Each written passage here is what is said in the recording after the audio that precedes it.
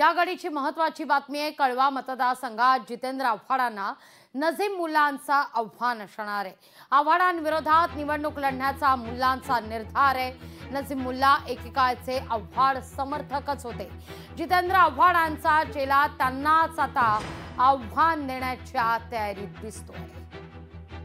बघा, श्रेय लाटण्याचा त्यांच्या आधीपासून तो स्वभाव आहे। आम्ही जवळपास 20-22 वर्ष एकत्र राहिलोय, त्याच्यापेक्षा जास्त।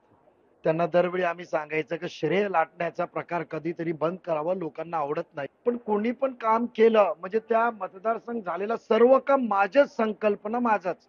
म्हणजे त्यांचं कसं असतं की प्रस्ताव मंजूर झाला का ठेकेदार मध्ये त्यांना इंटरेस्ट आहे, ठेकेदार त्यांच्या मनातला पाहिजे, म्हणून लगेच त्या फाईलवर डचका मारायचा, नागासारखं बसायचं आणि हे काम माझं, हे काम माझं आणि श्रेय लाटायचं। त्यांनी बॅनर लावला, अभी सफर बाकी है। पण मला वाटतं कळवा मुमराला नया दौर आएगा। अभी सफर जिसका था उतना खत्म करने की वेळ आलेली आहे। अभी नए दौर की शुरुआत है। लोकशाही मराठी ऐका, पहा, जागरूक रहा।